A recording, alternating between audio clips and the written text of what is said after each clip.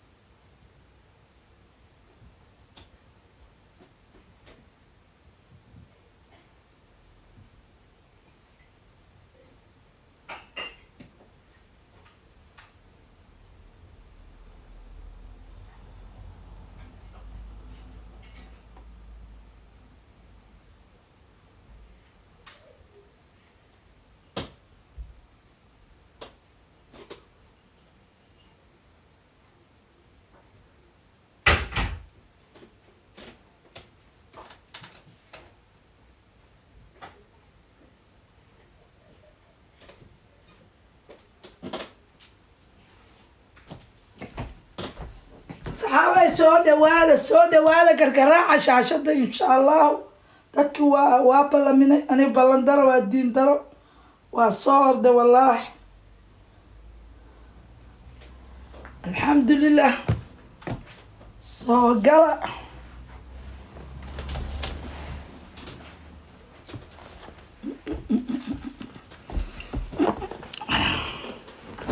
بسنك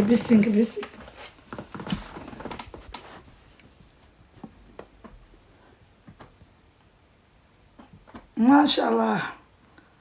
أبايا وين جوكتا أبايا كلا وين جوكتا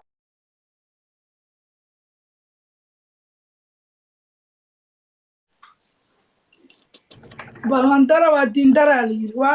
ما وحير وكلا دات سنة وصوص وحبايز بسود بريت هاني ما جوكتا نعيمة ميامس هاني كبدي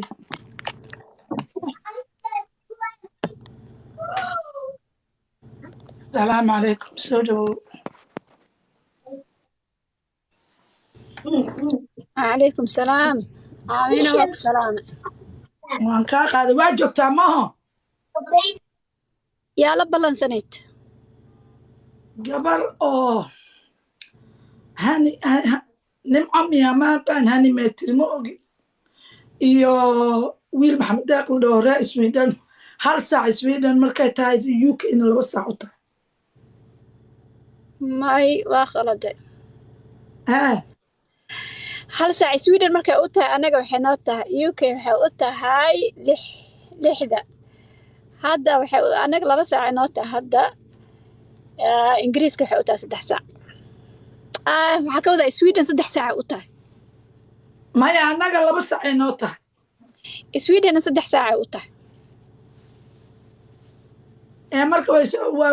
waqtiga sax waay maaho may sax ma aha saacada soo aad daahday maya allah ka cafiya UK 2 saac markay tahay sweden hal saac ay ahayd الله هاك الله UK saacad ay dambaysaa Ingiriiskaas muxuu ahaa Ingiriiska ku tahay Sweden saacad horeyso UK ma saacad horeyso mise Sweden horeyso Sweden horeyso hadii Sweden 3 saac u tahay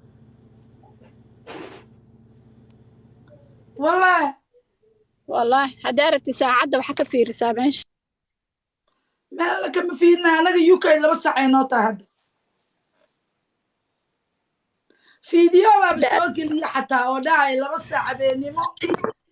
marka UK u tahay idikana Sweden hal saac u tahay marka Sweden horeysa miya Sweden horeysa ha faham أنا UK horeysa lay maqli jiray Sweden horeysa ma ogeyn ma UK dambayso Sweden horeyso ما ما كستي أوجي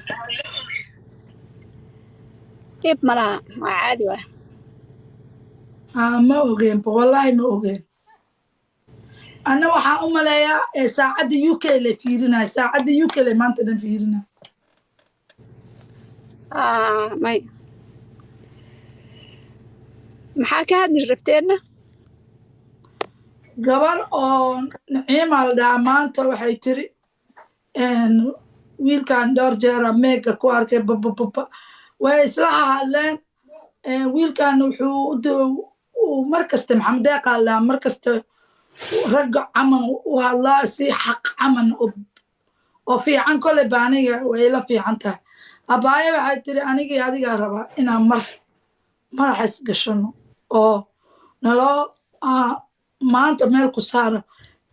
shaqay ku jirta asagana shaqo ku jira bareeg markaasaa waxaa dhahay bareega waxba shaqadiina iyo niga qalqaline caawa nii qabanaa 2 saac UK markay tahay idinka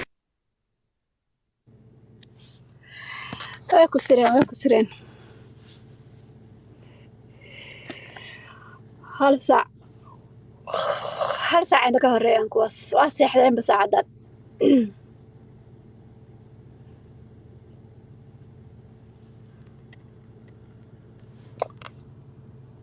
koley ba nambarka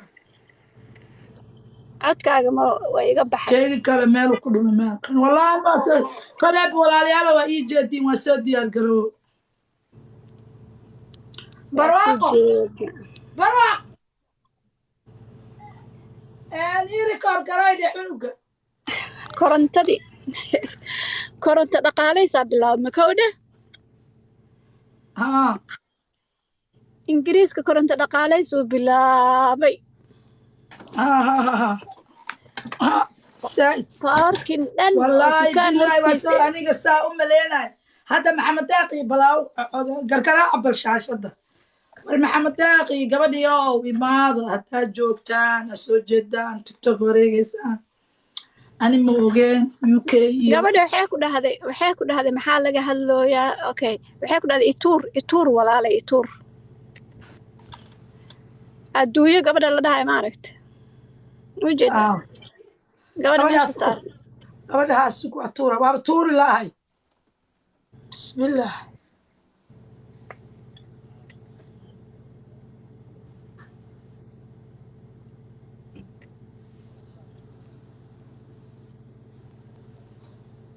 Newaria runtii hadda Salaam looyar la calaykum. qabta waaye looyar cusub 30 daqiiqo looyar la isku qabta hal gabar War ma la maqlaa? ii duubaa lagu dhahay rikoorigiisa meel Amina waa ku salaamay maxaa duubaysaa war caawa dada yurub meeqa saacay saacadaan u tahay sheekidaabana galee waa 3 saac iyo 17 daqiiqo yah 3 saac wey yurub maxaa markay ku hal dhahay saac u tahay yurub hal saac markay u tahay UK-na 2 saac u tahay waxaan u maleeyaa UK inay horeyso adi meeqay kuu tahay 2 saac bay ku taagan tahay hadda dee anagana 3 saac iyo 17 marka 3 saac iyaga markii inay soo galaan waa 2 saac ay ii tahay saacadeedii UK ee ku soo galay hay Ma cid baad la ballansanayd yaad sugaysa?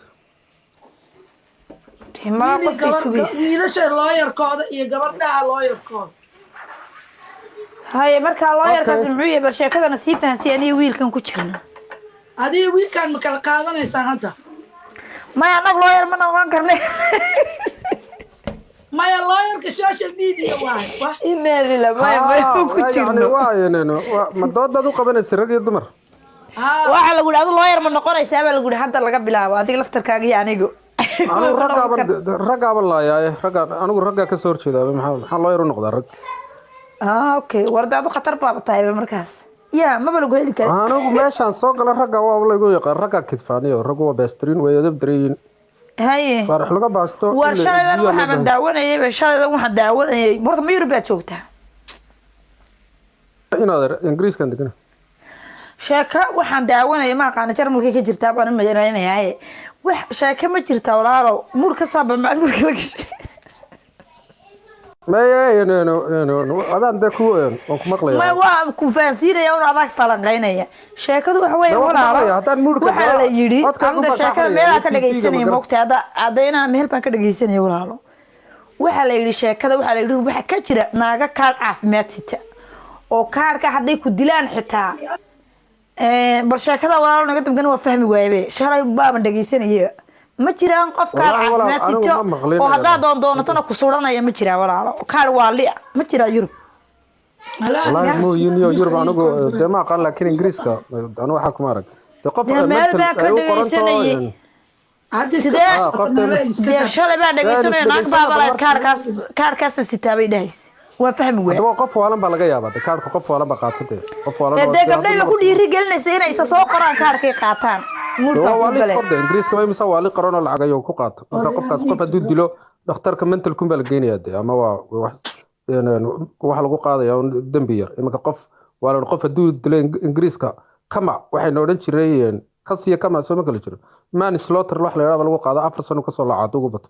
oo waliba mental jail la geeyo dadka walwaalan lagu xidho hadhowna daaweyn loo qoro daadsid marka dad noocaas baa dee laga yaabaa laakiin anigu qof kaar sito intuu kaar iska soo qaato dad iska fajaasayo hadhowna boolisku iyo dowladda waxba ka qabanayeen dee lama arag maxamed aw sugbal maxamed aw adiga iyo inantan kalena soo dhawaada ragga waa necbaha tiriya marka waa laayaay sugbal nin kale oo gabdhaha la baxo allah keen waxaan anu runtaan sheegaa horta had iyo jeer tacadiga dumarka u badan lahayo imanka haddaan soomaaliya ka hadlo oo kale markaan waddankeeni joognay dumarku marka lasoo furo ama gabadhii iyada oo 5 wadata mid naaska jaqaya iyo mid ay jiidaysa iyo mid xambaarsantay iyo laba dabayaacaya iyadoo wadata ayaa guriga aabaheeda ku noqosay bariiska ka cunaysay oo ka soo kaxayso kasoo guursaday ku noqonaysa warqadeeda la siinaya sandaqadii yareed ee deganayd ay la deganaydna naa kale aanu waxba waa hayn buu ku aroorsaday inay yaro miskiin oo kale ku sulcinayo inantii wax laga yaabaa inay tamaandho iyo basal iyo baradho yar suuqa la fadhiistay afartii oo unu biilna siinayn halkaa ku sulcaan marka 99.9% tacadi baa lagu hayay dumarka Soomaaliya marka waxna waa run oo waxa waa runtii oo qayaxanada halka taaloon arkayno waxna waa iska ma garanaysaa marka ragga hadda wuxuu batay nin gabadhii dirca haysta ragga Soomaaliduna haddaad aragto waxay u badan yihiin nin qumanihiis qoorta u suran yahay horta xagaad joogtaa Amina UK narcissist arrogance aniga ninka wuu iga maqnaa haddana waaba kala tag nin maro ha marka chauvinistic waxa weeye ninka ilaa nin baan ahay had iyo jeer maaragtay nin baan ahay naag baa tahay naagta lida narcissist waxa weeye qof 24 saac isla saxanuun ama qofku waa ka khaldanaado arrogant waa kibir badan kibir aan meel jirin isagoo ay dhaqaato kule laandheeranimo supremacist waa yacni supremacist anaa ugu sarreeya qabiilada Soomaaliya reer rebel baan laandheerana waa intaa wax ka badan miyaad aragtay nin Soomaali ahayn maqaaxidu tagayaa 8 saacadood soo shaqeynaya maqaaxidu ku cararaya laandheeran ahay ilaa caawa 9 ka soo rawaxaya sabaad garan 9 ka soo rawaxaya gabadhiisii uu dayacay carruurtiisii uu dayacay waxa uu diiday shanta gurigiisa markuu soo rawaxay inuu tago carruurtiisa halka la fadhiisto laadhu la ciyaaro gabadha iska fasxira orodoo reerihiin la hadal qolkaaga iska gal 3 hours maskaxda ay u soo qabado oo iska soo hadasho WhatsApp-ka ku hadal taa doonto saaxiibadeed la hadasho haday doonto weeyad la hadasho waxaan xaritaan iyo qaday iyo la isku haysto meesha waxyaalo ka waaweyn baa jira dumarku wax la yiraahdo support network bay haysteen markaan waddankeena joognay guriga waxa joogtay dada hooyada habaryarta inaadeerta habarwadaagta walaasha wax laga yaabaa ilmaha yar iyo labada carruureed haysatid inaanad maanta oo dhan far u qaadin oo ayeedii hoosta kaga jiro ama eedadii hoosta kaga jiro wax laga yaabaa markaad seexinaysid iyo markaad xafaayada ka bedelaysid ama aad naaska jaqsiinaysid inaad ilmaha alla maxamed waa joogaa maxamed ha laakiin halkan intiiba gabadhiiba ku soo fakadeen ninkiina wuxuu leeyahay shaqaan haya anigu shaqadan haya 8 saacadood soo shaqeeyo saacad waa break 45 minutes iyo 15 minutes baan kala waa break reer UK oo saacadna sugbal meesha waa lagaa rabaa garsooraa lagaa rabaa maxamed ay oo soo ma joogtid buudka ka soo bax maxamed deeq waan joogaa walaalkaan dhegeysanaya waan joogaa bis thank you qalam saacadan qaldan sax waa sida waqtiga ayma maxamedow waa saxan tahay adiga okay waa saxan thank tahay you sideedda imika kuu tahay xoogaa 20 annagana 9 binood bes thank you bes thank you habari waa sugaynaa gabadhiya waalaikum asalaam maxamedow adiga ha bixin haya wad sheekadaada nagu socotay intaa gabadha sugaynay garsoorayaashaan ka mid marka tahay wax laga doodaaba meesha iska yar oo dumar lagu qabqabsado ama lagu maaragtay lagula gargortamo qurbaynu nimi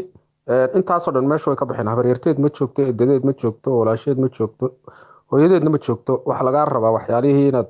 waxyaalaha qaarkood la jiyaan qaatid anigu malihii digsi walwalaa malihii guriga xaadxaad laakiin waxyaala yareeroo simbal ahoo oo gabadhaada isku garab taagi kartid iyada laftigeedu ay kuugu soo istaagayso odhanayso waaw dee ninkaagu waa nin wacan oo kaad dee ku naxariisanaya ama ku jecel ayaa jira markaad soo socotid maxaa telefoon kuu diiday maxaa maqan maxaa soo qabtaa maxaa guriga ka dhiban macaanaa dhiban milix baa dhiban ma shaamboo baa dhiban wax yar talaagada sii eeg maxay kaa waa soomaaligu waa qab aan meel ka yimi aanaa garanay war laba cagadood caanood soo qaada maxay ku yeeli oo caanihii baa go-ay saaka talaagada waan eego caanahan arkayna caanayno milixdii baa dhammaatay oo waa naga soo qaaday waxyaalaha yaryaroo simbal oo ay gabadha odhanayso waneeda qofkan waxbuu kula wadaay waxba xumaymaa laakiin haddii aad maqaaxidii kusii ordidood laandheer aan ahay ina reer hebel baan ahay ina reer baan ahay jimcaha iyo sabtidii iyo axadda labada cishada tahayna aad 9 halkaa ka boodid oo 9 habeenimo soo noqotid anigu maqaaxidan tagaa single baan ahay markaan arko raggu dee telefoonka ay ignore garanaya arwaa xaajiyadii oo ka yara gabanaya buu ku leeyahay 5 telefoon baa kusoo dhacay meesha garaabada lagu xno qaadka lagu cuno waaba deminaya qaar baaba deminayabo hadhowna waxaa la leeyahay guriga soo baabao naagta muslim maxaa kalifay doonti bacdaad garaabada ama iska qaadatidbo oo gurigaaga caruurtaada la dhinac fadhiisatid simbo marka waxyaalaha yaryaroo simbal ahoo oo anagu aan iska indhatiro ragga badankiisuna iska indhatiro rag badan oo wacan way jiraan rag tacadi lagu hayaa way joogaan anu waxaan arkay qaar la gubay oo saliid lagu shubay yurub miyaad ku aragtay naag ninkeeda saliid ku shubtay qaar saliid kulkulu lagu shubay baan arkay ragguna had iyo jeer ma sheegtaan dhibkooda ama nin hadlaya ma jiraan oo odhanaya gabadhiba waxaan igu hasiiyo gabadhiba waxaan aan ka tabanayaa iyo waa wanagaaba baa lagu odhanaya gurigaaga baad ka sheekanaysa wanagaaba wax isqajaanka marka ragga badankooda qaar badan oo aaminsaa jira marka waxaan u malaynayaa aabbahay baa markaan koley dee carruurtooda islaysaa markaan islayno maarag ayuu odhan jiray lagaa bedeli maaye dee maxaan kuu samayn iska hayso layna kala bedeli maayo ragga soomaaliyeed dee intaynu na celisaan odhan maysaa naga soo bedela dumarkana la bedeli maayo marka ilaahay baa iskeen badaya waxaan odhan lahaa un sida xeegana xeego noqoto ilkana nabad galaan samayno aynu ka wada tashana ayahayna caruur baynu ku dhalay yurub dee sidaynu maaragtay inta dambe unuga taxadiri layn aynu falogeed qabano marka waa ka baxo asalaamu calaykum maxamedo waa mahadsan tahay walaalo maadaama reer UK na aad tahay dumarka mararka ay gardaran yihiin ragga ma hadlaan runtaa waaye mar dumar laga gardaran yahayna way jiraan dumar iyaga gardaranna way jiraan ninkan gubninkiisa xaqumalihi kala baxa ilaahay wuxuu baneeyey furiinkana siduu u soo dejiyey qur'aanka in la isguursado uu furiinkana u soo dejiyo marka waa mahadsan tahay waana nala joogaysaa meesha saarnoo gabadhii aan sugaynaa oo tiri weliba wiilkan maxamed yare maxamed deeq asaga mar kastuu hadlayo waatan abaayo sahra way og tahay mar kastaba si hufan oo fiican u hadlaa ani koley barra'yigayga laakiin dadka kale ma ogi marka soo dhawow maxameda waa sugaynaa gabadha ka soo bax muudka saara adna soo dhawow waan dhawa maasantiin dhammaantiin maasha allah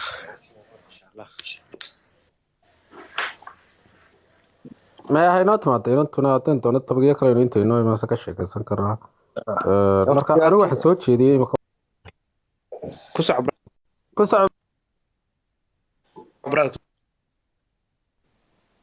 waan ku dhegeysanaya hadalkaada wadata ku soco topiga kale iyo waxa kale hore ugu soco brada ku dhigeysa. okay imanka inagu dowladahan aynu soo martinay Yurub horumaray ma gaari karo lama tartami karo anigu hadda waxaan soo jeediyay ma garanaysaa waxa jira dumar badan imanka halkan ninka aad kala tagtaan caruurtaadii biilkii ama dowladda kaaga soo qaadayso khasab baa lagaga soo qaadayaa ama caruur dowladdaaba ku biilinaysaa ama maaragtay maxkamad baa la tegi kartaa laakiin hadda wadankeena dumar badan oo dayacan baa jira oo ninka biilkii ka goostay gabar kale iska qabo iyadina caruurtii la daala dhacaysa anigu waxaan idhi waniyo Soomaaliya miyaa la dejin kari waayay ma garanaysaa wasaaradda arrimaha bulshada iyo arrimaha qoyska oo kale in lagu daro in qofka lacag imanka Kenyadan inagu xigta ninku gabadha hadduu ka tago waa laga soo qaada goboleeda abti macaan kuwa Afrika joogana kuwa Afrika jooga waa kuwan ka hadlayaba dumarka la gara marka inanta imanka Soomaaliya joogta waxa la sameyn karaa ninku meesha uu ka shaqeeyo marka maxkamadda ku soo xukunto inta $100 u qaato ninka inta ka go matalan television buu shaqeeyaa TV buu shaqeeyaa maxkamadda ku soo xukumaysa inta laga reebo $500 buu ku shaqeeyaa 150 uu awoodaa inuu reerkiisa siiyo haddii uu diidana askari ka soo qaada ama xidhaba oo xabsi loo taxaababa marka anu taasaan soo jeediyey imanka inagu dhib fara badan ayna haystaa ma jiro inaga iska kibrayna ma garanaysaa dadkeena Yurub jooga laakiin dhibka Soomaaliya ayuu ka jiraa marka anigu kuwa in loo gargaaro qofkii Soomaaliya tagay dad dowladda maaragtay loo ololeeyo TV-yada laga sheego dad dumarkan bacadka la fadhiya tamaandhada iyo ninkiina ina yaroo kale iska guursanayo iyadiina kulli waxba uma hayo ma garanaysaa marka anu taasaan soo jeediyey ma garanaysaa dadkii igu raacsanee iyo inay suurto geli karto oo kale dad badan baa igu dhinayo haddii taa la sameeyo ummadii baa la wada xidhaya dadku wada xidhmayaan oo ma garanaysaa shaqaalihii dowladda wada xidhmayo marka waxa wada xidhmaan muxuu xidhmayaa qofka hadduu wixii maxkamaddu ku soo xukunto iska bixiyo waxba xidhmi maayo marka waxaan u malaynayaa arrimaha qoyska in sharciyo badan laga bedelo oo qofkan markuu wax kufsado reerihi heshiinayaan kufsiba hadduu dhaco in odayaasha laga dhex qaado oo ninka xabsi loo taxaabo haddii maaragtay waxyaalaha qaarkood ay dhacaan oo kale faamiliga oo kale waxaan inta odayaal loo tago gabadhii oo cadilan laba oday heshiinayaan oo inantii loo boogadhayin ama iyadii oo xuquuqdeedii xaqeedii loo soo dhicin ay iska ciilan tahay aamusan tahay in laga tanaasulo la yidhaha aabo aamus oo dhulqaado oo waa la dhameeyo odayaalba arrintii dhameeyo odayaasha hel odayaasha maxaa la sharci aanu gelinba aanu maxkamadda dhaafinba oo odayaashaba laga hor qaado markuu nin gabadh ku xadgudbo in toos jeelka loo geeyo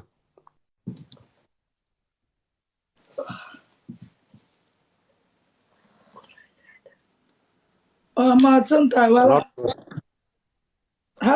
horta arrimo fiican ka hadashay oo wax meesha ku jira ay tahay inkastoo xogaa wadanka uusan la mid ahayn wadamadan oo kale haddana saasay tahay waxaa jira xeer dhowr sano lagu soo caanamaalay oo ah xeerka qoyska dabcan dadka dhaqanka ama odayaasha ay dejiyeen maadaama hadda wadanka uusan jirin waxaan cadaynaya ID-ga qofka iyo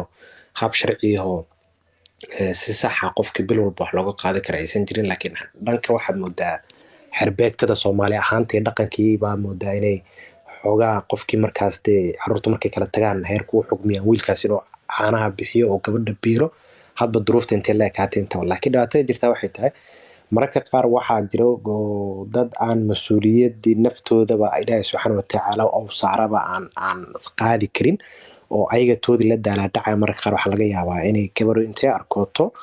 ninnimo maaragtay u niyeysato halkaasna ay ubad iyo caruur ka imaadaan hadhowna waxa dhacaya haddii la kala tago maadaama shalaba qofkan waa qof mas'uuliyadda naftiisaba aan qaadi karin oo kalsooni darro noocaas dareemaya oo shakhsiyadiisaba aan helin saasoo kale inay dayacaad timaado dhanka ubadka la xiriirta marka kuwaasaana waxa dhibka ugu badan culayska ugu badan ku dhacaa waana badanaa kuwa haddaan aragno dayaca fara badan haysto qofka hadduu nafsadiisa wax tarayninna way adag tahay inuu dadka kale wax taro ama ubadkiisa wax taro waayo si kasta qofkii maanta hadduu shaqaynayo waxba laga soo goyn karaa maxay qofkaas waa qof nafsadiisa wax taro hore u kacay laakiin qofku markuu saxad yahay oo nafsadiisa uusan qaadi kareynin gabadhii markaas tii guursato nolol la raadiso ubadna markaas meesha inay imaadaan aan ku xisaabtamin ama ubadkiiba meesha yimidba waa waxa ugu badan culayska keenaya waa badanaan caruurta dayacmato halkaasay ka imaadaan oo markaad dib u fiirisid dadka wadankii jooga hadday shaqaystaan ama hadday xataa familkooda ku tiirsan laakiin saameyn muuqda ay leeyihiin badanaa caruurtooda ma dayacmaan oo ugu yaraan haddii xataa si uusan waxba training caruurtiisa waxaa laga yaabaa heerkii kale oo familka ama walaalihii ama aabihiisba ama hooyadiis inay dhexdooda xiritaan sida ubadkaas maaragta noloshooda intay awooda kornimadooda uga qayb qaadan lahayn sida waxbarashadooda iyo caafimaadkooda hadba intay tabaro leegta laakiin badanaa kuwa duruufta ugu adag ku dhacdo oo banaanka kusoo dhaco waxa weeyaan kuwa markii horeba sagxadda kasoo bilaabay oo qof nafsadiisaba aanan baxnaanin karin guursaday sababna u noqotay in ubad sidaas ay ku dhashaan haddii la kala tagana waa kuwa xanuunka ugu badan dareema marka kuwaas see lagu xallin karaa weeyaan su-aashayda isweydiinta mudan iyadana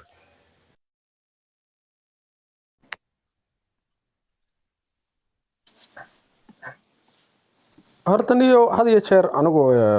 haddaan hadalka dugeera noqdo raggaa wax doonto raggaa dee dumarka shaqaansado raggaa dee dumar guursado dee ninkaa gabadha doono guriga aabbaheed dee la kulmo odayaasha la kulmo nin soo doortaa ma jirto tiraa ninkan halaysiiyo ama gabadha halaysiiyo ninka halaysiiyo innaga wax doonana tii wadankii oo keliyana ma aha halkan qurbaha oo la shaqeeyo oo dee ninkuu shaqayn karo ayaa dee dumarkii ay ka cabanayaan aad aragtay ay leeyihiin dee biilba kama aragno caruurtiisiiba dee 20 sano kama soo gureegin marka waxan waa wax wadankii iyo qurbahaba yaalo ma aha wax rag wadankii oo kaliya ay sameeyaan oo dee yacni maadaama gabdhihii ka gacan sareeyaan oo ay privilege ku haystaan wadankii waxay halkaas oo kaliya ku sameeyaan ma halkan way ku sameeyaan oo anu waxaan arkay kiiri kabiya xarkad wala soo tuuraa 300 وعليكم السلام ورحمة الله وبركاته 300 mayl guuray oo magaaladiiba uga guuray gabadhii qaar ba caruurta ka oranaya hadda aad la hadashid aabahay ma arag ba 18 years jirta 20 years bay jirta aabahay weligeed ma arag bay ku leedahay telefoon ma soo diro waxna lacag nooma geeyo halkan deganay xaafadan deganay 4 dabaq oo isku xiga weey malaha waxaan ka tiriyay 200 oo single mother subaxii aabbo u imanaya oo caruurta iskuulka la geynaya ama kala soo qaadaya ama shopping u keenaya qaar baan personal oo aqaano aan asxaabnahay hablahaas ma jiro oo ka soo gureegay qaar bay ugu horqufaan waan ku soo dhameynaya marka eeg wadankii oo kaliya ma aha kan gabadha aad leedahay ninkaas dee waxaba laga yaabaa inay duruuf haystaan oo xitaa dee hadduu awoodi lahaa inuu biilo taniyo marka horeba maxaa kuu geynaya haddaadan qofkan mas-uuliyaddiisa caruurtii mas-uuliyadda qaadi karin dee maxaa kugu wataba gabadhan kuu geynaya islaamiyada gurigooda uga soo kaxaysan marka gabdhuhuna khalad waa leeyihiin oo dee beentii baa badatay oo raggii ma garanaysaa dee isagoo dabaq baan leeyahay halkaasaan guri ku leeyahay waxbana ku maamaa beena kusoo xerogeli runna ku dhaq iyo hadhowna dee buul ay ku dambeeyaan baa laga yaabaa ma garanaysa marka dumarkuna inay wax iska hubsadaan oo dee ninka ay raacayaan inuu dee noloshooda kafeynayo oo dee mustaqbal iyo caruur hadday meesha timaado dee ay iska hubsadaan iyaduna meesha way ku jirtaa laakiin inagu waxaabad moodaa niyahow rag iyo dumarba inaynu isku digano oo aynu jecelahayba intiina dhibtaas ma inagu dhacday bal waa qof ay ku dhacday caawa noo yar sheego wax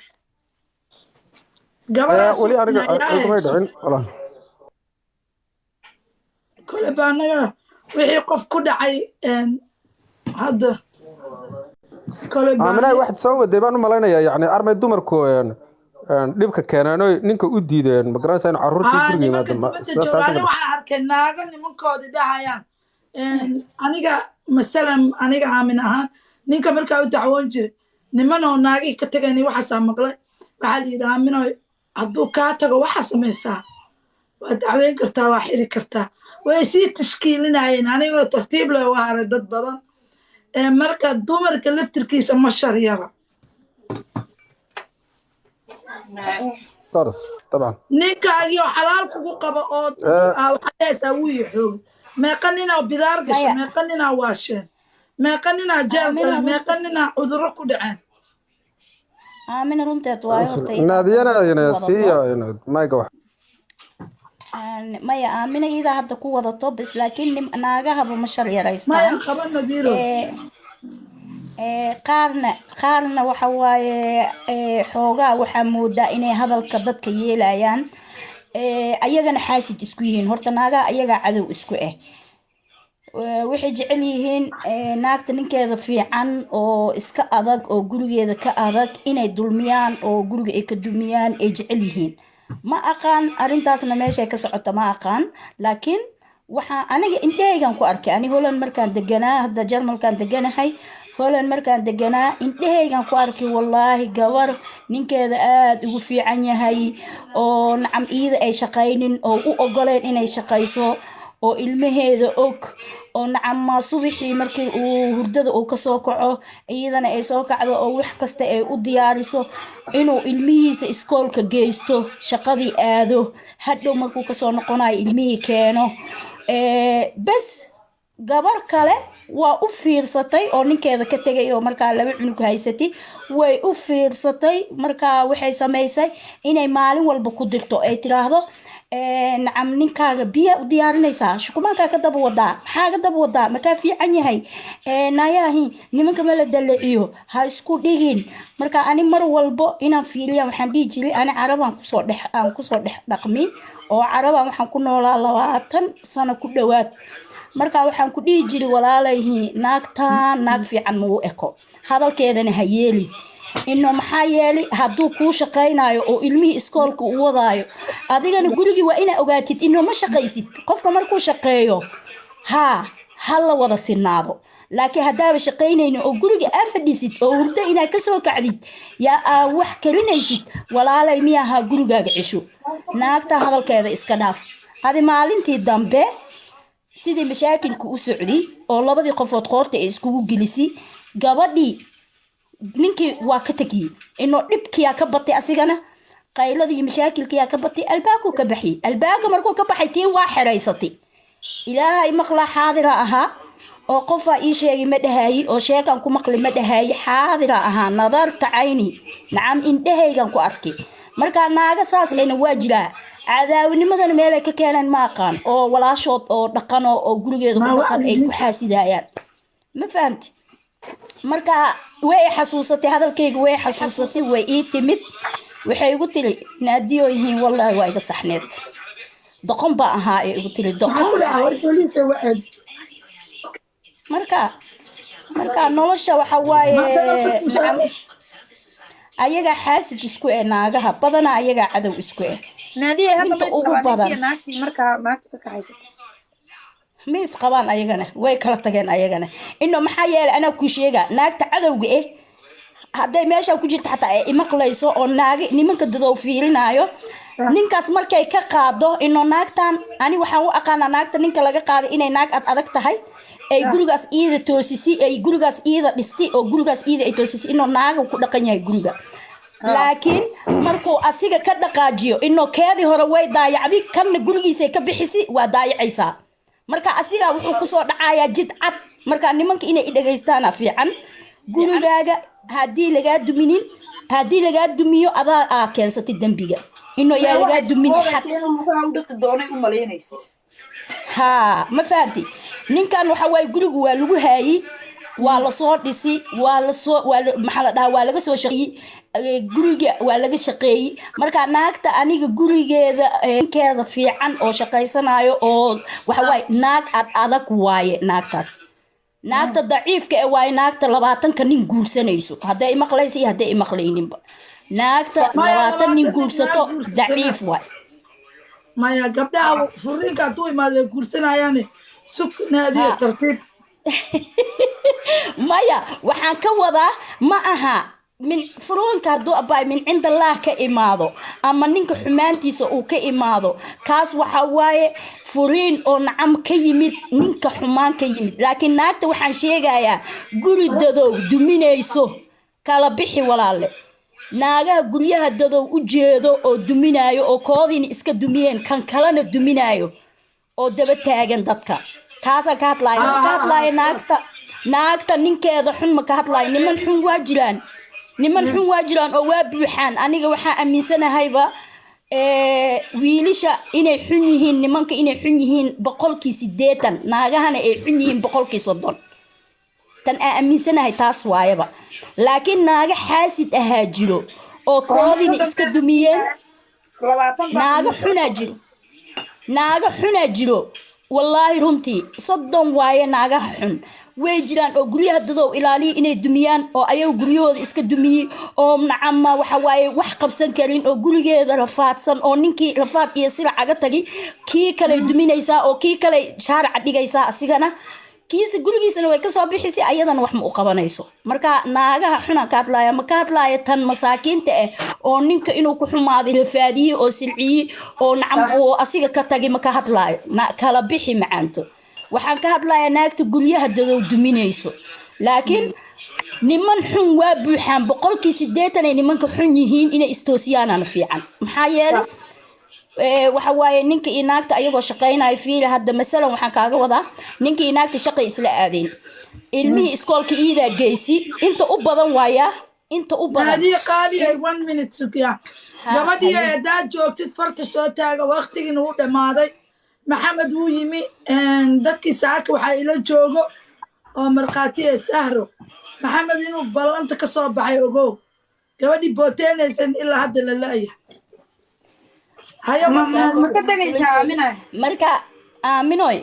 marka waxa way taqaanaa hadday joogto hoos soo qabsato qofaa looga degajina sugaadii hadda lama degaayo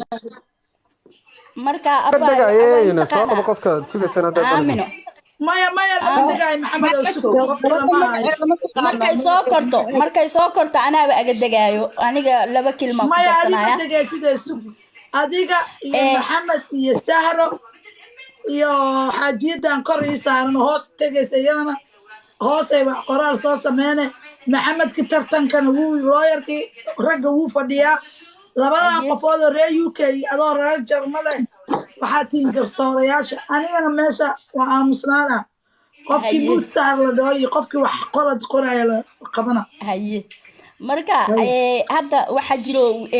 niman badan jiro oo fadhiga inay wax lagu siiyo sugo ayagii naagtina way shaqaysaa asigana wuu shaqeeyaa nacam shaqadii ay aadaysaa asi shaqadii oo aada ilmihii ida iskoolka geynaysa ida imaanaysa dharkii dhaqaysaa way feereynaysaa nacam ilmihii iskoolkooda ogaana habeenkii way seexinaysaa qadadii u diyaarinay qaylo ka daba wadaa kaasoo kale marka ma aha nin fiican waana u badan yihiin 80% nimankeena taasay u bateen marka wax ay ka wadaan ma sheegi kari inoo gurigooda inay ogaadaan nimanka ilaahay ka cabsatiin oo gabadha saacidiin inoo waa isku buuqaysaa waa wada jiran yihiin gabdhaheena waxa ku wada dhacay nervo waxa ku wada dhacay cudur maskaxda waxa u keenayna idinka waaye marka idinka iswaaniya qolol soo furta isceshta la hadla nacam waxaad ilaahin gabdhaha aan ogaano inoo maxaa yeeli gabdhahan ilmahaagii ay haayaan ani tan aan la yaabanahay waxa weeye gabadhii waa furti ilma aga tagti waxa u tagaysaa mid kale oo ilma haysato kuwaagiina waa ka tagti maxaa ka wadaa ma ogi marka ala kulli xaal wiilisha waxaan ka codsanayaa inay iswaaniyaan ee qolol soo furtaan ay ka hadlaan gabdhaha ay waalayaan iyo gabdhaha jirada ay ku ridayaan oo cudurkii maskaxda ay ku wada rideen oo ilmihiina ayagana ilmihii ay ku dhiban yihiin oo gaalada ilmihii iska qaadanayso markaa walaalayaalo nimano ilaahay ka cabsada ilaahay idii abuurtay ka cabsada waanadaas waa qaadanay walaashii naadi waanadaas waa qaadanaynaa waayo qofka bini'aadamka wuxuu ku nool yahay waxay tahay waanada waayo waxa kaliya waxtarka u leh guud ahaan noloshiisa kor u qaadi kara waa waanadaas haddii waana jirinna horta nolol ma jirteen waa qaadanaynaa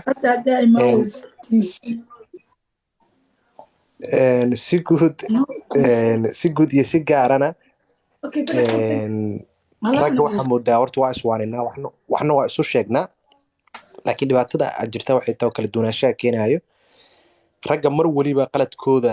waa loo sheegaa waana loo abaaraa waana loo iftiimiyaa wax loo sarbeebana mana wax walba dusha laga saaraa laakiin waxyaabaha gabdhaha hadda walaalaha ee culayska keenaya waxay tahay mararka qaar gabar aa arkayso inay si uun nolosheeda waxyaaba qaldan ay ka turjumayso amba ay ka sheekeynayso haddii aad firisinna daqiiqada ugu horeysa aa ogaan karto waxaan inay yihiin wax qaldan haddii ahaan dhanka akhlaaqda ama hadalkeeda ama waxa si guud xataa qofka bini'aadamka xushmada iyo qiimaha oo ka mudna nolol aa soo wadaagteen ayaa waxaa laga yaabaa gabdho kale inay u sacabtumaan oo dhahaan oo hore u soco. Hadda waxyaaba igu qosolka badnaa waxaa kamid ah aniga arkay social media gaar ahaan TikTok aan ku arkay waxaan u bixiyay tabliiqa social media gabdho la dhaho sida tabliiqii oo kale iskugu xiran yihiin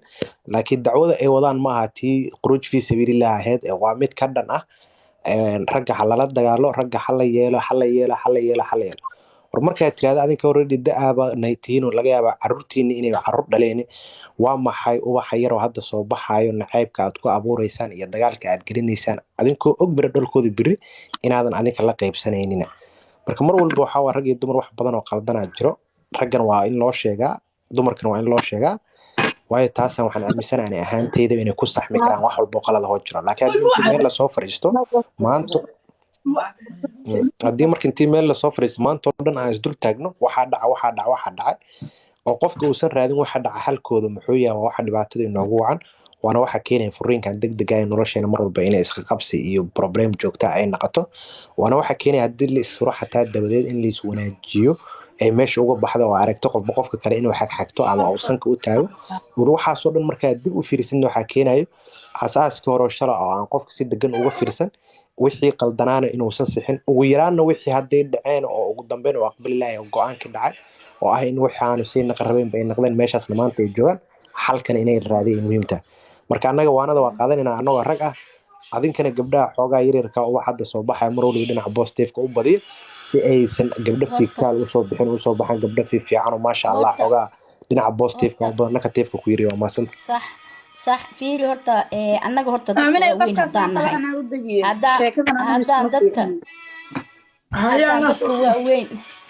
dadka waaweyn nahay oo nacam waqtigiisa yaad bara ahay aniga runta idin sheega nacam anaga horta agteena hadda dadka waaweyn wax la furi waa nugu yaryahay horta inoo xoogaa waxaa moodaa dhalinyarada ina anaga ka sabar badan nahay xoogaa salaamu calaykum wa sabar badan nahay waa kaa qaadnay walaal marka anaga inaan ka sabar badan nahay moodaa inoo horta waxaa jiro sida hadda gabdhaha kaaga sheekeynaya gabdho xunna waa jiraan niman xunna waa jiraan laakiin wiilisha Soomaalida 80% ina qaadataana fiican 80% waa xuntihiin aniga gabdhaha ma idinkaga eexanayo laakiin gabdhaha 30% waa ku yar tahay xumaantana waxa waaye kuwa xaasid oo rabaan inay gurigan ay dumiyaan marka oo rabaan guryaha dadoob ku wareegaan horta kuwaas horta aniga kuwa iga soo boodi waaye oo masiibada ka daba shaqeeyo marka ayagaan xaasid isku ma aqaan wixii ay ka wadaan ma sheegi kari laakiin wiilisha waxa ku qaldan tihiin ina gabadhii saacidiin jikada ha gelina hadaa rabtid jikada waa diida ha gel laakiin dharkii qazaalada ku shubaysa gacan ma ku dhaqayso inoo anaga Yurub hadaan joogno qazaala noo shaqayso Arab hadaan joogno qazaala noo shaqayso qazaalada ku shub dharka u warwar nacama ilmihii inta iida jikada ku jirto adiga ilmihii yac kala dheh kii oo nacam rabsho sameynaya kale laakiin ayada hadda wax kasta ku daysid marad nafsiga ku dhacayo nacam waa isku buuqaysaa wixii isku buuqaysaa shaqay ka timid way daalan tahay shaqada wixii ku soo qabsaday moogid way soo gashay ilmihi iskoolka ka soo waday adiga waa soo gashay saliinta aadi iyada waa soo gashay jikadii aadi ilmihi waa ordayaan waa rabshay sameynayaan waxay jibinayaan adigii qolkaaga isku xirtay marka ayadii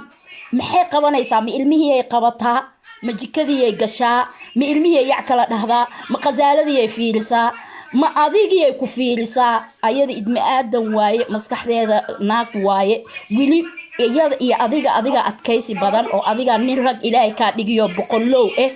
ayada qof waxa waaye qontonley oo masaakiin marka way isku buuqaysaa marka isku buuqdo adiga way kugu kacay mashaakil ay kugu sameynay adigana waxa waaye ilfaha lagu qaada inoo maxaa qofkan qof isku buuqsan waaye oo maskaxdeeda aan fadhinin inoo adiga ma dajinin maskaxdeeda ma siinin wax caawiyo aqli mu u siyaadin ma u raxmanin naadiyo bay way dumarkeena iyagaa gardaran ama kuwii dowladda nabad aado ama kuwii dhexe oo yaryar iyagoo la soo kacay oo hadda islaamo waaweyn noqdaan iyagaa gardaran waayo abeesada 2 jeer godka ama qaniinayso ninka hadduu xun yahay 2 jeer kuma qaniinay meesha ka caragadiso iyadoo single mother oon ilmihii eesata keligeed oon aabood ay ka dhex bixisay ee nin kale soo kabareene oo titanigan kuwan loo bixiyey ee soo kabareene cunug yaroo ka yaroo sharci dare abaay aamino kuwaan ka hadlay kuwa aan ka hadlay haahe waa ogahay maya markii aan ku dhahay haddaay waa kuu sheegay waxaan ku idhi gabdho xun waa nugu jiraan oo 30% waaye oo gabdhaha inay guri dadowna dumiyaan koodana dumiyaan waan ka hadli laakiin ani waxaan ka hadlayaa gabadha fiican oo masaakiinta ah oo asiga inay dhaqaalaysi shaqo ka timid gurigii og ilmihii og oo asigina uu saacidaynin taas maxaa ka suurtoobi karaa adigan ku su'aalaha hadda dadka kala jaanisiyo haye aniga hadda waxaan rabaa horta su-aal baad i weydiinayaa horta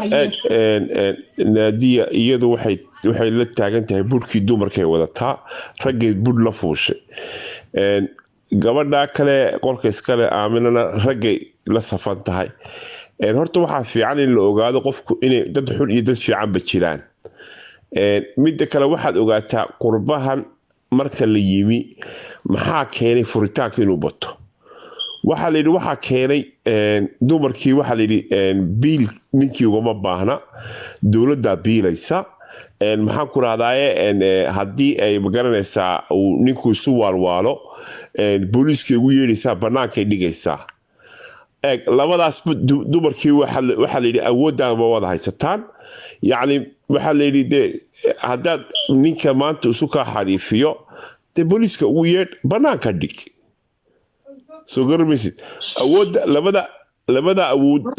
awoodood markay dumarkii heleen waxay noqotay inay ku dhaqaaqaan oo maxaan ku dhahdaye sidii loogu talagalay sameeyaan raggiina maxay ku jashadeen waxay yidhahdeen somaha adigu gurigaaga waa lagaa saaray caruurtiina way kaa saartay haddaba iska tago meelahaa dee wax ka abuur marka waxaa dhacda iyadii waxay tidahdaa ninkii waa kaa tegaye caraguurso waxaa la yidhahdaa caraguursi ma taqaanaa yacni nin kale keen markaasay nin kale caruurtii soo dhexgelinaysaa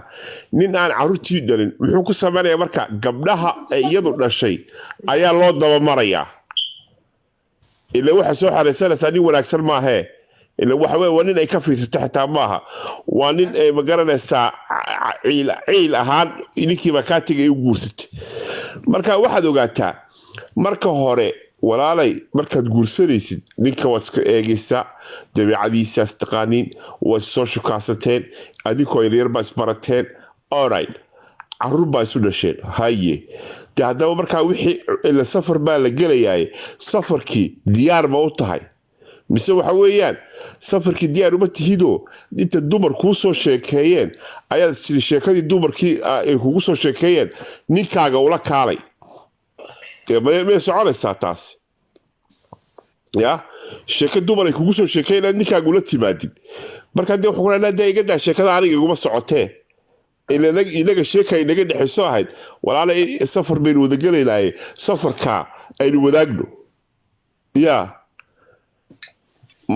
marka hadalkaa run waaye laakiin aa ku jirto inuu aniga dayno ka hadlay waxaan ku ili ma timi haddaa timi waqtigu wuu dhammaadee may gabadha ma aysan imaan weli insha allah ilaah dura haddii imaan weysana insha allah wikaadigan ka dhiganayna ani xataa waa kasii dhaca waayo aroortii biritole inaan ka lahaan raba haddii ilaah yirahdo insha allah laakiin haddii labadan daqiiqo ka dhimo labadan daqiiqo ka dhimana idinla soo jooga naadiya ku wadato waa mahadsan tahay naadiya hal mar hortaan kaa dhexgale hal mar aan kaa hormaro hadda gabar waxaa jirta janno cumar ugu qoranto intee meeshii qoosba intee imaaday baa gabara waxay dhahday ragga qaar oo xun baa jiray soo qortay markaas intay soo boodo waxay tiri ragga Soomaaliyeed oo dhan wax la guursada maahan commentigan waxay ku dagaalanay su-aasha isweydiinta mudana waxay tahay marka qofkaas markaa tiraahday adiga caqligaaga iyo garashadaada ragga Soomaaliyeed oo dhan ma taqaanaa dunida waxaa laga yaabaa inaysan 100 qofood ka aqoonin haddana 100 qof ma taqaano guud ahaan 20 milyan oo qofood waxay u caynaysaa bulsho aysan ka aqaanin 200 oo qofood ku dhawaad su-aasha isweydiinta mudana waxay tahay markaa leedahay ragga Soomaaliyeed imise qofooda taqaana da'da ay jirto waxa laga yaabaa sawirkeedan fiir waa gabar yar janno cumar baa ugu qoran si marka loo fiiro lahaa dadkii soddonka dhan ma ahan marka su-aashii waxay u laabanaysaa ragga marka aanay raba inaan gabdhaha Soomaaliyeed wax ka sheego shaqsiga markaas aanay nolosheeda aan aqaano kuma cabiri karaayay gabdhaha Soomaaliyeed sababtuna waxa weeyaan gabdhaha Soomaaliyeed intaas way ka fac weeyihiin wayna ka da'aad weeyihiin sababtuna waxa weeyaan gabdhaha Soomaaliyeed waxay jireen in ka badan 2500 sano ka hor waxayna jiri doonaan ilaa yoomul qiyaama saa darteed marka intaas oo dhan cimri aan ku wada barto milihi si kasta qofka anaga inagu daaweyn waxa laga yaabaa 100 sano inuu 100 sano jirneeshika aan la nooleed xataa mooda baran karta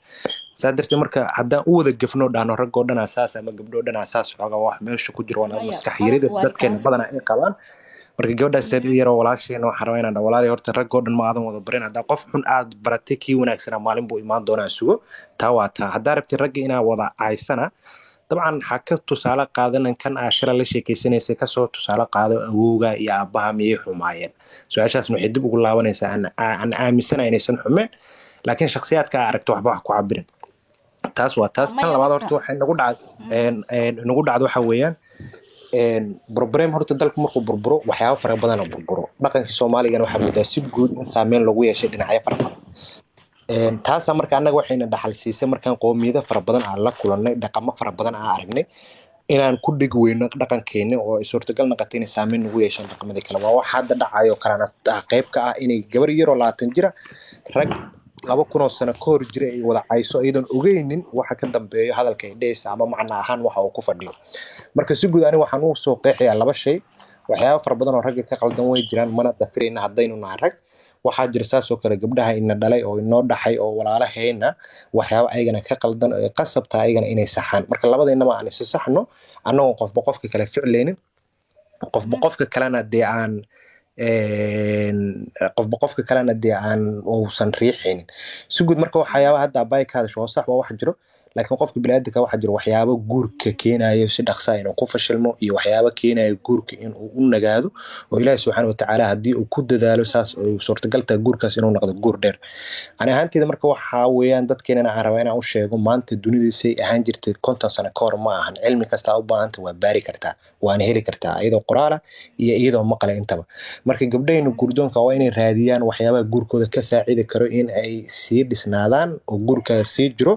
مسؤولية أيها شخصي أهم نفتو ده اللغة باهي ويلشون ولا منو إنتاسو كلا وين الراديان صدرت مركو حجر وحياة قلالات وقف بلادك هدي كذا عضو هدي جورتاي هدي ويل تابا كينا إنه جورجاس بربرو مركو سجود مركين تاني جورسا من الكور أنا أهنتي وحندي لأن فكرنا waayo maanta markaad safar rabtid inaad aadid waxaad ka cabir qaadanaysaa safarkaas wixii aad ku waxaad ku tigleed meeshaas hadii diyaarad aan leedahay hadii gaari aan leedahay hadii doon raaci leedahay hadii baaski wada lagu leedahay whatever iyo sayda u baahneedo ah inta aad meeshaas joogto waxa cuni lahayd iyo halkaas seexan lahayd guurkuna waa la mid wuxuu u baahan yahay inaad mas'uuliyad fara badan la is saaro hadii aan leedahay koow ragga iyo laba iyo dumarka waayo waxa Soomaalida dhahdaa haddaan darafta lisla qaban waxa hal qof baa laga yaabaa inuu ama ratigaba tusaale haddaan u soo qaato haddii hal dhinac laga rado dhinaca kale inuu dheeliya laga yaabaa oo balansiga meesha ka baxo sadartii marka maadaama nolosha labada qofood ay ka dhaxayso waa muhiim in qofba qofka kale mas'uuliyadiisa kaalintiisa ka soo baxo waxa kale oo muhiim ah oo anaga inaan fikirna aan u baahana waxa weeyaan guurkii hore Soomaalida markaa fiirisid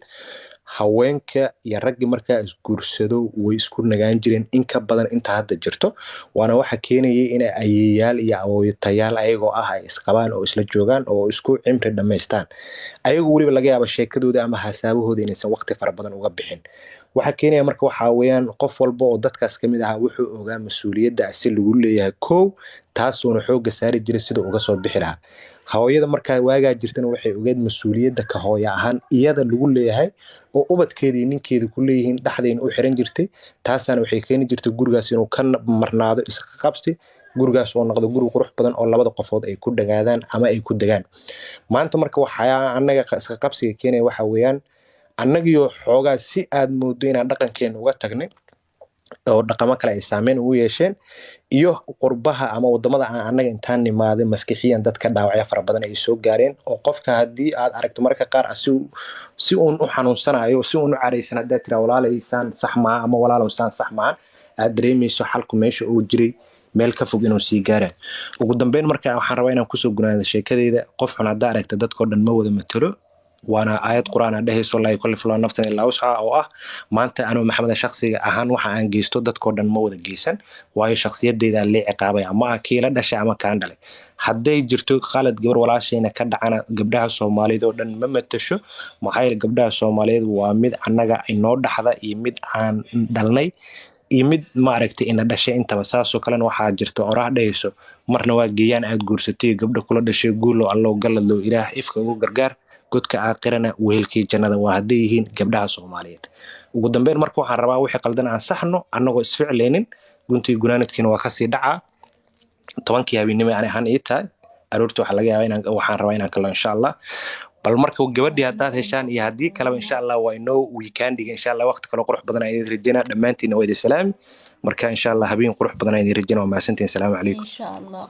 khayr Allah ku siiyo horta waa dadaashay maxamed deeq soo dhawo saaxiib habeen wiilkan waa qabsaday wuxuu dhahay wiilisha waxa u wadataa bud wallahi runta markaan u hadlo oo wallahi aan kugu dhaarto wiilisheena Soomaalida yaa wax aan ka jecelahay ma laha inuu ani Soomaalida ahay aabay Soomaali waay hooyaday Soomaali waay wiilisheena madaxa kulkiisa iga saaran yihiin maantana waxaan jecelahay markaan budka ku wato waxaan jecelahay in aad fiicnaatid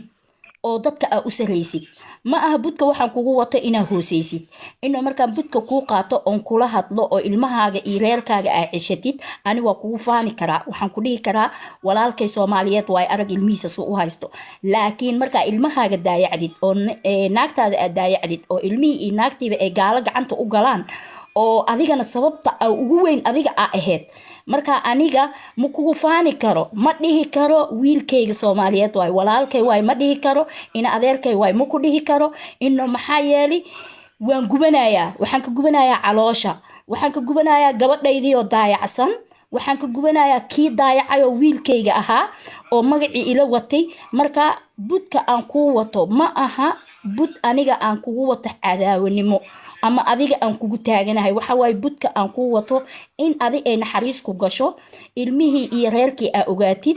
oo nacama gurigii aad daayicin maxaa yeelay gabdhaha sida haday aan ka hadlay badana waxay u daayacan yihiin nacam saacidaad la'aan wadankeeni markaan joogni oo nabadda aan ahayn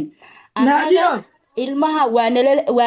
ilmaha baysug wax yar ilmaha hooya nala haysi habareera nala haysi ehela nala hayi marka xanuunsada aniga ehela ay ila joogi adiga ama bax ama joog ama maqnaaw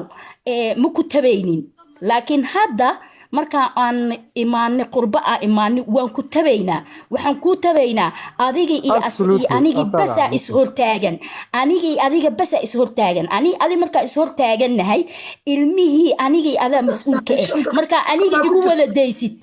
ani marka igu wada deysid oo anigina aan isku buuqo waxay noqonaysaa mashaakilkeena inuu bato waxay noqonaysaa in ilmihii daayacmaan marka adiga waxa laga rabaa ninka ragga inuu adi boqolooda Ilaahay ka dhigi nin raga Ilaahay ka dhigi gabdhihii ina u naxariisatiin oo gabdhihii ilmihii la ogaatiin sida ilmaheenana ay u daayacmin gurigeenina u daayacmin laakiin marka gurigaaga daayacdid oo ilmahaaga daayacdid oo naag kale ilmo qabto oo nin kale u daayacay aad u tagtid wax fiican ma samaysi waana u badannahay 80% hadda saasaan u daayacannahay marka annaga aan isla hadalno oo boogta aan taabano meesha naadiya hal xabo ku weydiina naadiya hal xabo ku weydiina walaalay waxaad tiri gabadha haddii isku buuqdo anigu horta gabadh diin leh oo ninkeeda ilaashanaysa oo maxaa ku rahdaa ninkeeda og u marin ma in isku buuqayso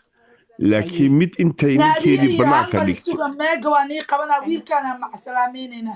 maxamed deeq maamo saa noo sharaftay oo balanta uga soo baxday allah ku sharfo allah ku dhooro gabadhiina ma imaan saa arkaayo insha allah iska sii dhac khayr badan maxamed deeqow saaxiib mid yar baan rabay inaan ku idhaahdo intaadan naga tegin niyahow guurkeenii hore uu raagi jiray oo waxyaala furiinku inagu yaraa berigii hore niyahow waxyaalo badan oo hadda aynu ogaanay inay abuse yihiin ama khalad ay yihiin ayay dumarkeenu dul qaadan jireen anaga waa nala dili jireen markuu ninku naagta soo dilo waxa islaamu ku oran jireen anaga waa nala dili jireen maxaad ka hadlaysaa orado ninkaaga ku noqo garanaysaa waa kaas gurigaaga xataa joog boogta taabatay marka boogta si waxyaalo fiican u badan taabatay oo abuse fara badan baa jiray oo aynu u haysanayba normal waana lasoo garaaci jiray annagaba marka horta taas ayaa dadku isugu raagi jireen waxyaalo badan baaba loo haystaba inay iska normal yihiin oo guriga soomaaliga ama qoyska soomaaliga mahad falagaalo yurub haddaad joogtaan naagta taabatay xabsi baad gelaysaa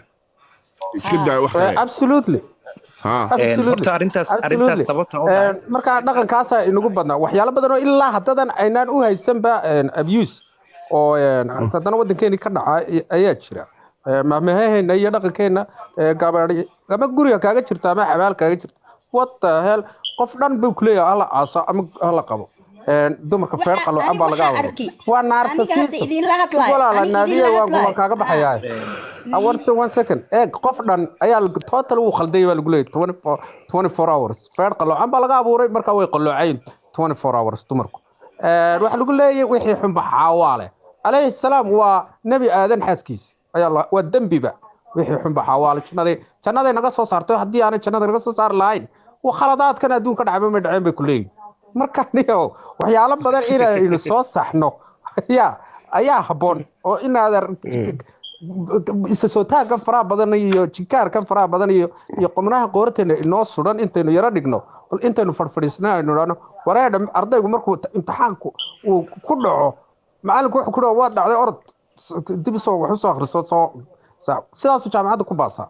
intaynu dib u fadhiisano dumarkeenu waynu ku dhacno qurbay iyo wadanba waynu ku dhacnay oo qaxan iyo xabad baynu ilaa hadda isu sidanaa midba meel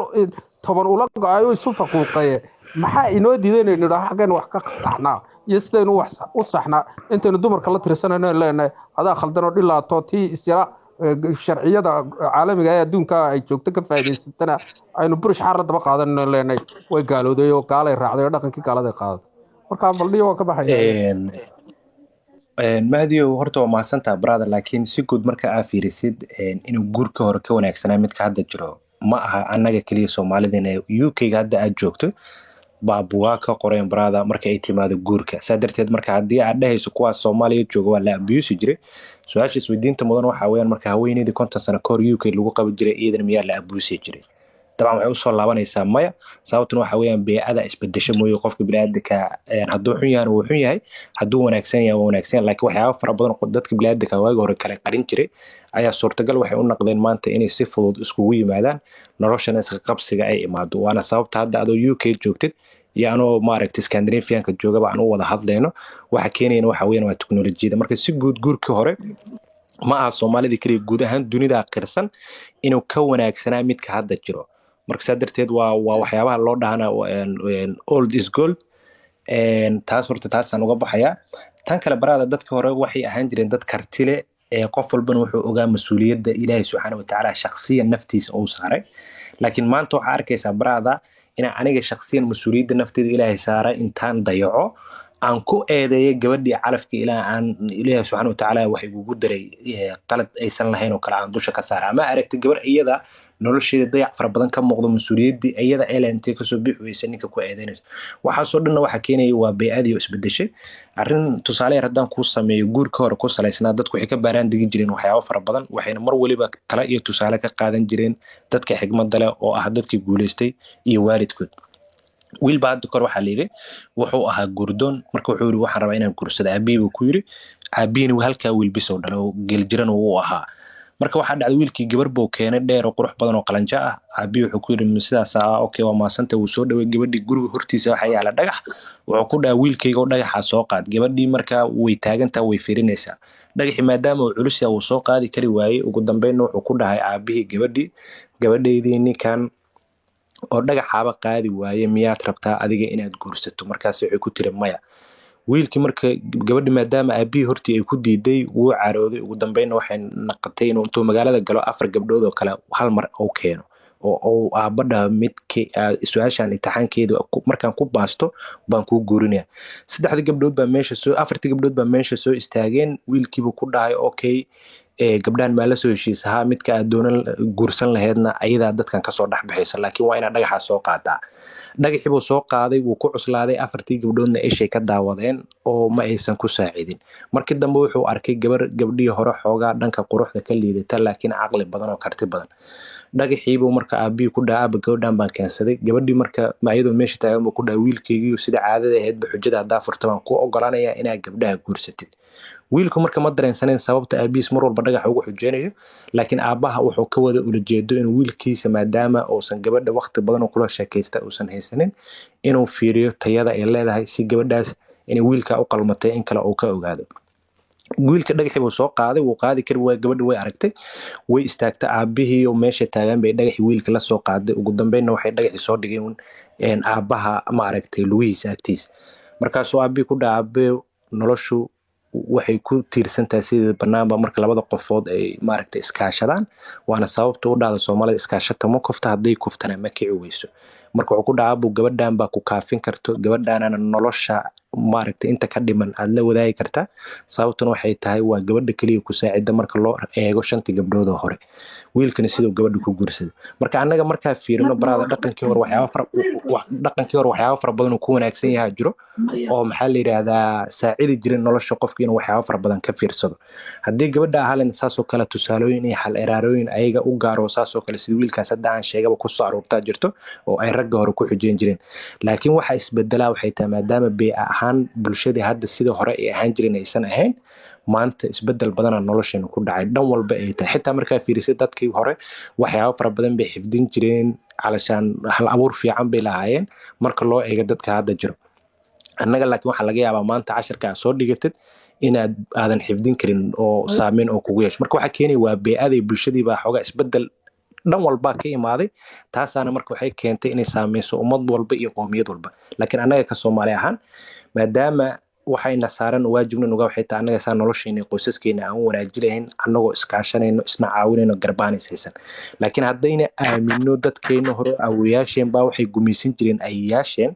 saasana ayaasheen aan maaragtay ay ku dhaqmi jireen su'aasha isweydiinta mudan waxay tahay 60 sano 70 sano ka hor kuwa heer galbeedka maanta aan joogay waxay ayagana aaminsan yihiin sida annagoo kaleba aasoo Soomaali ahaan aaminsan oo bugaag ay ka qoreen in guurkii hore oo ka dhaqan wanaagsanaa mid hadda jiro saasoo kalena heeruhu maanta 100% ahaan sanadba sanad ka dambaysa ama maaragtay 15 sano ama 20 sanoba ay burburka oo fara badnaanay sarakacna ay sameynayeen marka sadarteed marka nolosha si guud dhinacyo fara badan ay naga taabatay wax Soomaalida kaliya qaas u ahna maahan ani ahaantayda marka waxaan aaminsanahay hadii qof walba oo annaga naga mid mas'uuliyadiisa qaato dayaca maanta jira ma imaadeen waxaan aaminsanahay qoysaska Soomaaliyeed inay taagnaa lahaayeen in ka badan inta hadda ay burburayaan marka waa maasantaa brad ninka Maxamed Deeqaad warka meeleysid ma sha Allah ha absolutely horta niyahow kol anigu ma kama wadin odayaashu ayayooyinkeen bay guumaysan jireen laakiin waxaan ka waday had iyo jeer dhaqankeenu ma wada saxna oo ma oran karo dhaqankaas waa dhaqan saxan imanka waxa jira wadankeena markii joognay nin baa ina soo kufsanaya waxa la oranayaa inantii loo guuriyo waa dhaqan aad iyo aad u gurxan waa qofkii abuse gareeyay ayaa guri loogu gelinayaa ciilay inantaa dhibay nin baa gabadh ka soo daday reerkayaga ahi aan personally ba taabtay waxa dhacday in isagoo qori sita afjeexa uu ka daba yimi oo kaga daba yimi reerkii oo gabadhi ka haystay markii dambe ultimately wuu dilay this is back in the 80s ma waxyaalo badan oo aynaan hadda inagu dibadda u soo saari karin oo ayayooyinkoon Allah raxmaan naxariis jannah ka waraabiye oo godka u nuure aynaan de social media ka iman ka oran karin ayaa loola tagi jiray laakiin hadda halka kaba sheegi karno niyo waa ku raacsanay waxyaalo badan waa kaaga soo horjeeda ma dhamayn kara caawo dhan oo inagu maya labadiina wiiga gabadhi way goysay maxamedow gabadhaas naga daa ballandaro waa diindaro adiguna waaba diyaaro degdegaya baad tiri ma garanaysaa marka maya horta sabtida dhaqankeena waxyaalo badan ما إن شاء الله برادة وينو إذا واحد إن شاء الله ها نكون مرسنتين ها ما يكون قلتي سلام يا وقرانتي صاحب مركا إن شاء الله وإذا سلام دمانتين با نادي iyo محبة iyo adigo mahadi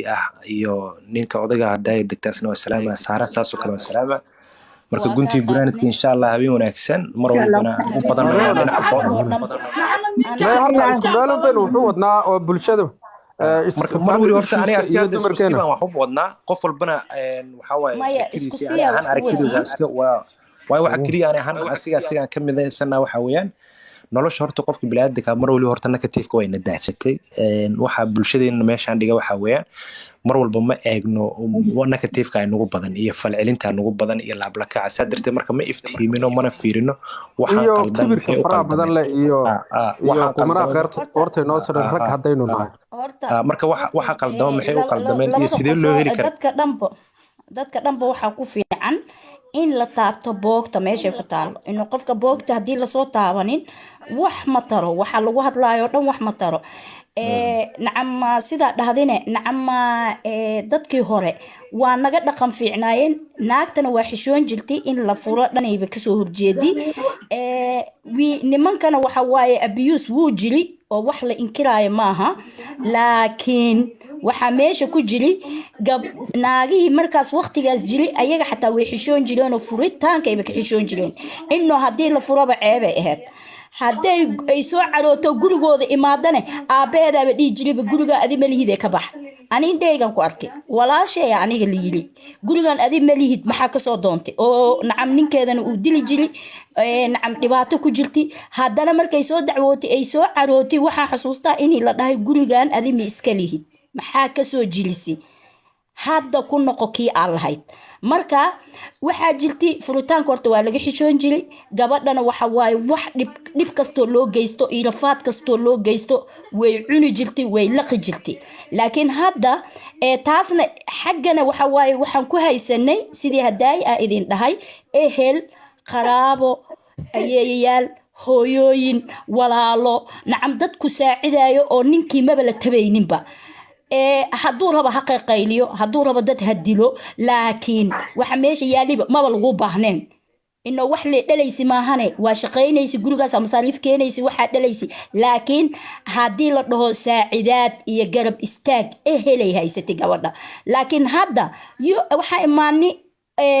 qurbaa imaani adiga iyo ayada basa iska soo horjeedo labada qofood basa iska soo horjeedo oo ilmihii waa inaa isla korino ilmihii waa inaa isla ogaano waa inaa gabdhihii loo naxariisto inuu gabar daciif waaye ma ka hadlaya daciifnimo oo dhinac kale waxaan ka hadlayaa nacam ma haysato nacam adiga ka awood badan adiga nin rag adiga u naxariiso markay jikada ku jirta ilmihii ogaaw sidii hadaayaan ka hadlay oo 10 jeer aan ka hadlay dhaqanka ha isbedelo annaga aan sheekaysano nin inaag ha la iska soo horjeesto boogta ha la taabto idinkana waxa ku qaldan tihiin iska reeba annagana waxaan ku qaldannahay iska celino oo annagoo dad waaweyn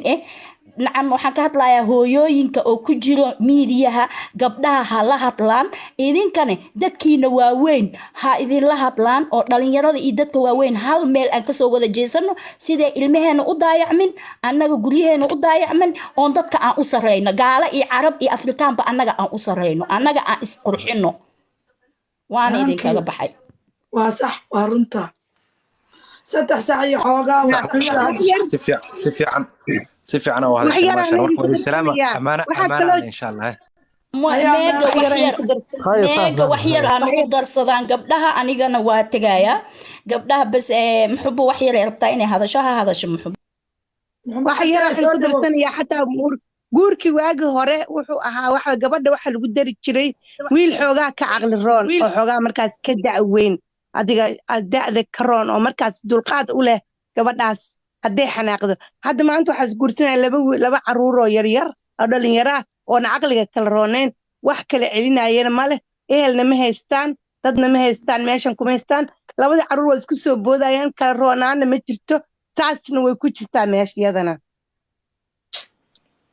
waagi hore ninka waxa waye markuu gabadha ka caqli badan yahay xogaa ka weyn yahay wuu u dulqaadan jiray aad buu ku dulqaadan jiray marka gabadha dee xanaaqday yacni waa nin ka maskax roon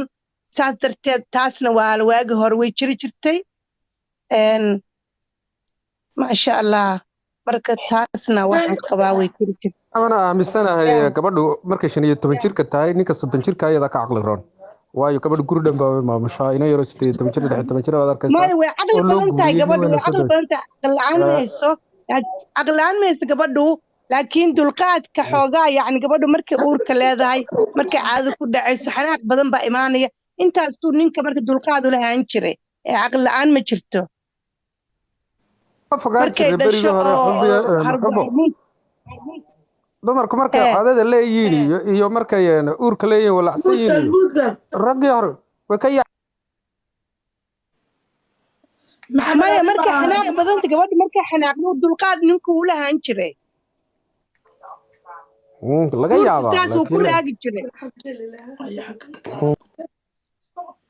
way jirtaa gabdho la dili jiray iyo inuu aabbuu iska tago intuu ilmo dhalo iska tago oo uuna ilmaha wax ka korina wayna jirtaa dhibaatada hadda taalla waa ilmaha uusan aabbe soo korin oo hooyo keliya soo korisay oo wiilasha u maleeyaan haddeer xataa inay sidii oo kale ay tahay sida hooyadood lagu soo qabi jiray ay meeshaan taallo meeshaana sida hooyadood lagu soo qabi jiray ma taallo waxaa yaala halkan markii wiilkii gabadha isguursadaan waa inay marka ugu horreeya inta isguursadaan ay labadooda keliya yihiin ay guriga hawshiisa marka hore ka bilaabaanba isfahanka oo guriga hawshiisa wada qabsadaan oo saxanka wada qaadaan oo markay dharka dhaqayso isaga waro laalaabo markaas isfahanka halkaas ka bilaabmaya hadha wiilku xogaanaya uu baranayaa hawshii halkaas ka bilaabaya markay gabadhii dhasho uu garanayaa meesha shaqada uu ka qaban lahaa wiilasha qaar aaminsan gabdhuhu waxay ku wareersan yihiin saxan baa la qaadaa dhar baa la laalaabaa dharka la laalaabihii saxanka la qaaqaado guriga hawshiisa waa waxa ugu badan oo dadku isku maagaanba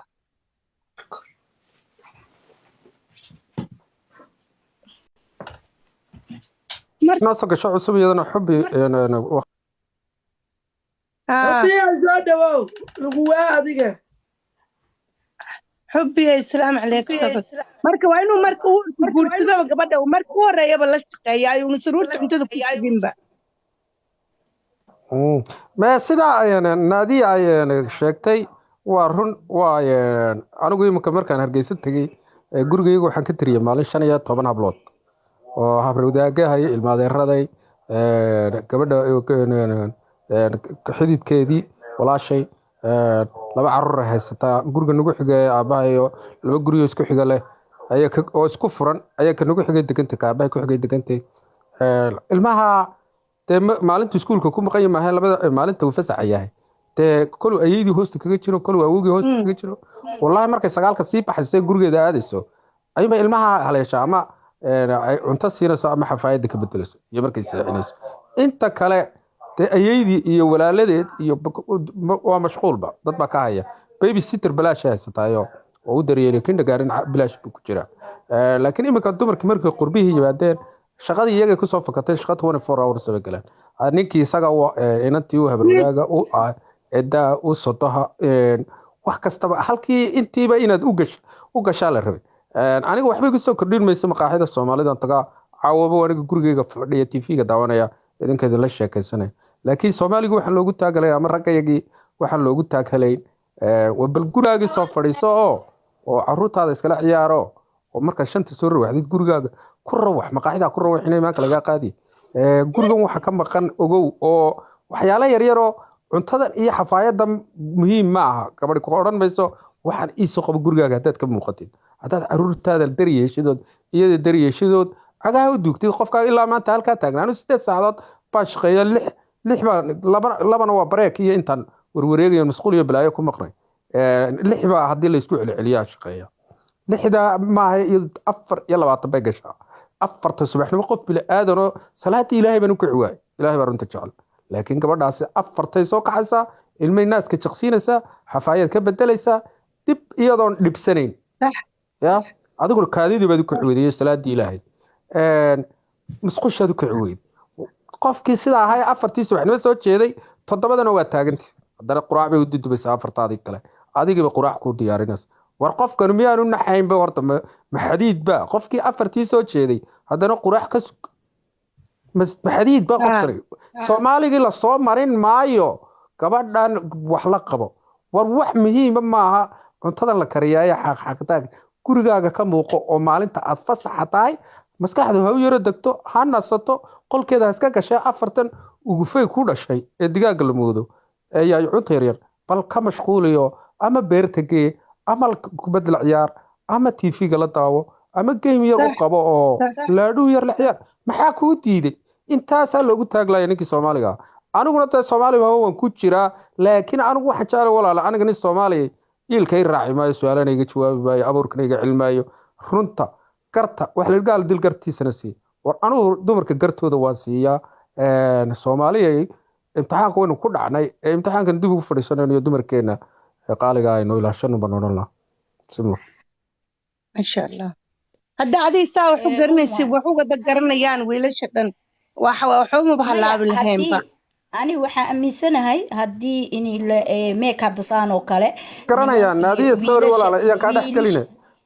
way garanayaan they know laakiin wuxuu ka aniga waxay markaan hablaha u doodayo ha mid maalin dhood xulaa aygana ay wadato yani gabadh baan isu taagay oo ka daayay gabdhaha aygana ay wadato ay ku leeyahay yani ninkii wuxuu ka habranayaa inuu nin isku soo taago oo la yidhaa dumar buu u doodayay iyo war waxaan dumarka ku dhex jiray dumarka u sheekeynaya iyo dumarka war waxani waa walaalaha hadday walaashaa ku soo dhacdo waxa la yidhi balaaya intay kaa maqantay facaa bay ku maqantay ninka ama inaabtidii bay haysataa ama inaadeertii bay haysataa ama habar wadaagtii bay haysataa laakiin madax adayg iyo nin iska dhis iyo laandheerinimo bilaasha iyo kibir bilaash oon waxba jirin nin koombasita laandheeraba ma sheegan karo dhex galo hadalkaaga adaa ku wadatid haddaan kaa dhex galo wiilisheena horta dhibka jiraa waxaa ah kii fiicnaa xataa ayagaa nacam dulminayo oo ayagaa waxay leeyihiin naagtaa sixratay naagtaa haysato naagtaa xukunto marka kiine wuxuu ka cararayaa naagta haysato ani waxaan ogahay qaar qarsado inay naagahooda saacidaan adi ma lagu dhihin jikada gal horta ani haddaan kuu sheegaa xataa jikada ha gelin laakiin ilmihii intay ayada jikada ku jirto ee ayada jikada ku mashquulsan tahay adiga qasaalada tag dharka wasaqda ee ilmaha dharkooda inaa aruurisid qasaalada ku shub nacama ilmaha kala celi yac kala dheh waa iska hadlaya kowdhe in soomaali qaybtiistaas mu sameynayo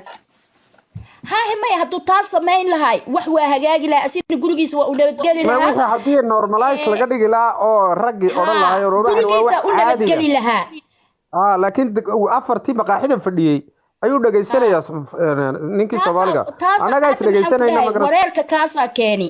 waxa wareerka keeni kan kale walaalkiis ku caynay inuu gurigiisa haysto inuu hadda aniga wiil oo nacam aan marmar aan u koro qolkiisa oo Cabdiqaadir la dhaho oo cuntada kariyo waxa way soo korayaan way caynayaan sababta aad ku caysin ninkan ma taqaanid waxa ku caynaysa inuu gurigiisa wax u karsanayo oo adigana wax ku barayo oo ku leeyahay wax karso absolutely waan yarka barwaaniga asma waan garanay waan u tagaa ha maya asiga heer baraaw maaha nacam waxa waaye nacam heer baydhabo waaye baydhabo ka yimid baraaw ma ka imaanin marka laakiin waxa waaye mataqaanaa ninkaas camal hadda inay ay buushgareeyaan waay ay dhahaan haye cuntada aan kaa baranno cuntada ha gelin xataa jikada haddaa rabtid laakiin ilmihii waxaa jiro shaqayaal kale oo ayada kusoo furan oo ilmaha le jikada le ahayn adi jikada yay kaaga dhegin ha kaaga dhegto gurigoo dhan ino dhaqida taalo nacam waxaa taalo ilmihii inaa kala celisid waxaa yaalo nacam guriga xaaqidiisii nacam waxyaalo kala yaalo dharkii in la feereeyo sii qaado subaxii markaad sii baxsid baa ku filan qashinka inaa sii qaado inaa usoo adeegto inaa ilmihii iskoolka geyso inaa ilmihii iskoolka geyso oo kasoo celiso nacam wixii oo dhan ayadaa ku daysi marka maskaxdeeda ma qaadi kartaa bilaa caleeg idinka idinla hadlaya ilaahay haddaa ka cabsanaysid niman yahow ya ma qaadi kartaa qof ilma haysato maskaxdeeda halahaas ma qaadi kartaa ma isku buuqaysaa tirahdeen waa isku buuqaysaa waa waalanaysaa marka idinkaani laga rabaa annaga qurbaan joognaa ma joogno wadankeeni annaga nin ma u baahneen islaamaha singal maadarada oo هداي ما كهدلينو daray la hadal هداي كواس أنا هداي ما كهدلينو وحن كو إلي ناجها حن وقولي هدو إني دميان أصوف إستماش هرت كوا إلها ناجا قبنا هرت كوا إلهي هناك قبطو أمد قولي هذا دمينايان إلهي هكا قبطو إذن كان وحاني لقربا ويلال إيا قبطو سانو كالي إني طول فرقل إستغيسانو إسعشانو ماشي وحكا قلدنا عن صحنو ماشي أو نعم وحصحنا عن سيسحنو أنك اسم قلنو سيدي وحنو بهاقاقان adaa ku gabdhow waxa waaye single mother faa'iido ay leedahay ma jirto wadankan aynu joogno hadda naagtu markay single mother tahay qiimo weyn ma laha markay ninka naagtu la socdaan ayaa la sharfaa oo la qiimeeyaa xataa ilmaha looma dhiibto ilmaha dadka loo dhiibayo oo dadka laga soo qaado hadday naag kaliya tahay iyo hadday nin kaliya tahay looma dhiibo markay familkiis wataan baa loo dhiibaa marka mar walba waxa fiican familka kuleeyahay أبايو هذا قوة تدي نمانك قولي قوة كتاعين إنه سنجل مارة محلها ضد قبلها أو قبلها لقى تجي قارن وحلوقة تجي حمان لكن ويرتها أنت حمان لوقة تجي أنت وحا أبضن في عنان لوقة تجي أو نعم قولي أيدا كلي قد لقدي أو مسكح ده وحا قادين دول قادي مركا قبلها وحا محلها حتى هدان قياسو قبلها بقولك تضواتا والله وفي عنين ويلشينا كقلدا مركا فيلسي قبلها بقولك تضواتا سديتا وفي عنين ويلشينا كقلدا أو دباتا وجيستي لكن وحن ونوجران أو قبل حنا نوجر أو قبل ويلو حنا نوجر مصيبة أو قولي الدولة إني دميان جعل nin dadowna u jeedaan oo wax kale aan u jeedin gabdhaha xanuunsanayana waa jiraan gabdhaha xanuunsanaya wiila xanuunsanaya labadaba xanuunka maxaa keenaya abaay muxubo maxaa keenaya xanuunka waxaa keenaya waxa maskaxdeeda qaadi karin qaadi maskaxdeeda waxa qaadi karin qaadi khawaaye inaa ka sii baxaan rabaa marka ilmaha aabiyo iyo wada koriyaan ilmaha way ka caqli badan yihiin oo way ka fiican ilmahooda kaliya ama aaba kaliya koriye waa ka fiican marka la isku dulqaato insha Allah la isku dulqaato aamino insha Allah aamina weydiina aamina maanta maxaa la kulantay horta abaay maanta ma bixin biliyaan baxaya ee gabadhina shalay daraata u soo gashay khayr Allah ku duceynaysay nambarkeedana isii doontaa maanta ila saanu telefoonkii agyaala imay soo wicin dhammaan dadkii ka soo qayb galay oo maadi u weyn yahay walaashiis haroo degatay xubbi muxubbo abaayadayda hadda ila hadlayso kulli dhammaan dadka hoos joogo dhammaan intii ii gargaraacday dad iyo duunyo allahni barakeeyo gabadhii ballanta horta maanta inaa ballanta leentahay malaynay wallaahi xaliyoo dhan waa kuu duceynay ilaahay inuu khayr kula kulmiyo oo sharti iyo shaydaanka ilaahay kaa xijaabo gaaladan allah indhahooda kaa saaro ilaahay waxaan ka barinay waalidiinteena ani abeeya dhinta allah u naxariisto hooyaday allah ii deysto ninkii labadaba ka dhinteen janno raxma allah siiyo annaga allah nooga daba naxariisto kuwii gadaashood fidmoowa ilaahay nagama dhigo muxuboy maanta haddii xubbiyaa jooga iyo sahro maxamed moog inuu jooga saarnaa iyo mahad waa jooga mahad wiilka mahadi wuu jooga mao maxamed deeq wuu yimi gabadhii caawa igu horreysay qolka aan soo maasha allah horta mahdi wuxuu eg yahay nin gurigiisa haysto oo sharaf loo eg yahay ilaahay waxaan ka tuuga wiilasheenana inuu kulligood dad fiican ilaahay ka dhigo oon ku faanno inaa aan idinku faanna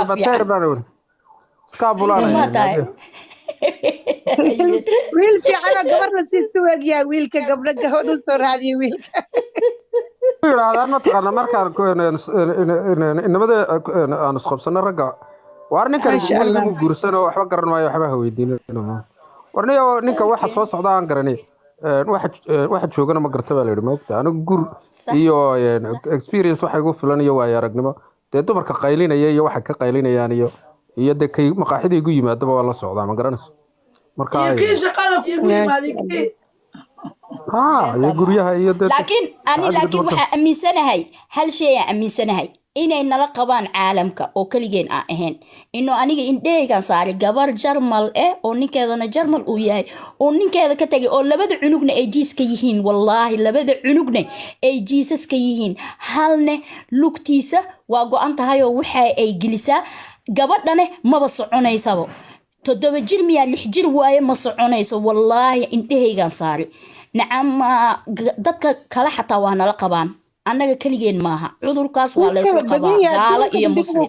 meelaan dhib ka jirin ma jirto adduunka dhan wuu ka jiraa maya anaga waanaan lagu leeyahay iyo wixii marka inaan iswaanino innaga dhaqanaan aan lahayn baan la soo baxnay ma ogiye waa meel kasoo ka leeyahay waxaan waa la aqoon jirin dhibkaaneeta hadda la arkay lama arki jirin waagi hore ما ولا قالada ma taqaana naadiya imika gaalka iyo ninka naagta iyo ninka gaalkii wax laga yaabaa 10 sano iyagoo wada socday ayay 30 iyo dhowr iyo 30 iyo 40 isku guursadaan 30 ku dhashay gabadhaas ninka ilaa durka la soo taabtay daabaca labada qof inay caruur dhalaan laga yaabaan marka guursadaan sidii ku kala tagaan waa adagtay marka gaaladu ina la mid maaha oo dad إن شاء الله واسكو إمام دونا أنا هرت شقة صعدة أو لبى بريان نفسدي ها لبى بريان نفسدي هرت لبى بريان نفسدي هرت أنا فسحي هرت ويكانت معها إنه وحواي وقت ما لها مر سنين فسح هاي مر سبتيان فسح هاي مر أحد فسح هاي أحمد الصقر فسح أنا قاعد سحنا الكواستا كشقينا ماشي مايا والهوينويا أنا قد نوهوينا ووددقوينا مركا على كل حال أسود أوغان أسود أوغانو نعم رنتنا أسكو شيكنو نينكين قلدان إيقاوات قلدان رنتها لو شيك ماشي دباتة كجلتها لصوتها بوقتها لصوتها هويدي وحي ديجلت هويدي المدوى وحي ديجلت بوقتها دا صوتها بانين ديجلت بوقتها دا صوتها بانين وركي مدامانين هورتا بوقتها لصوتها نادي وقدر ويلكي أما قوادي حنون سكوغا ما سله وحباك عقل دانا تخترع وتقان ها تختارها وكران داوة قاتان إنه أنا داوة هرت واقاتي وأنا إذا كذا وأنا هدا إسكو أركتين واحد بباتي إسكو أركتين أو جلا إسكو أركتين دكتور كأوتاga waxaan wax la daaweyn karo waaye qofka isku buuqi waa la daaweyn karaa qofka tiibishada qaba waa la daaweyn karaa inuu cuduradan dhan waa isku hal wax islaama maaha inuu daawo u baahan yahay insha Allah إن شاء الله ما يهرب سبتيغان فصحة أهاي سبتيغان فصحة أهاي أحد فصحة أهاي قبلا وحي يقبوش قرينا يعني إن قل صافر أنا قل ولي مصافر هرتا واسكو ديا لكن قلك آمنة واسو كرايا إن شاء الله وانا ويلي هذا والله قبر أن ولا لنا هاي أو أذيركي معان دالي وحي يقبوش قرينا يصور أنا قبل دباتة ويقول عدي قبلها أشياء ماشي دباتة الكيماني سوكر قد كصافر بس أنا كعجل جدي حوغا marka ayada laakiin iga dhibaato badan yaa ani waa xanuunsaday laakiin iyada iga xanuun badneed iyada jidkay ku dhacday jidka laga qaaday xanuun dalaadiis marka xanuunka wuu jiraa laakiin annaga nafsadeena aan iscaawino nafsadaada caawi ha fiirinin wax kale waxa fiirisaa nafsadaada maya furi kartid fura baa ها marka ani horta sabtiga dambe iyo xadda dambe fasax waa ahay oo isbuucaanayti 5 beri shaqeynaa laakiin waxa jira marmar aan isbuuca kaamil shaqeynayo oo 7 beri isku fulinayo marka waxa waaye warqada bisha maxay iigu qoran aan hadda isbuucan 5 beri aan shaqeynayo marka insha Allah biidnillah qolkaagana sabti waan soo korayaa insha Allah diyaaran la ahay gabdhahana inaan u sheego meelaha qaladka ka imaanayo dhibaatooyinka meelaha inooga imaanayaan waa in aan annaga iswaaninaa oo annaga aan isaacidnaa oo annaga aan isgarab qabanaa waa isku nafisaynaa ani hadda markaan soo koro ani hadda markaan meeshiini soo koro oon sheekeeyo oo hadlo calooshayda wixii ku jira aan ka bixiyo waa nafisay waa caafimaadi adigana sidoo kale waa caafimaadey ها عافيمات واي هذلك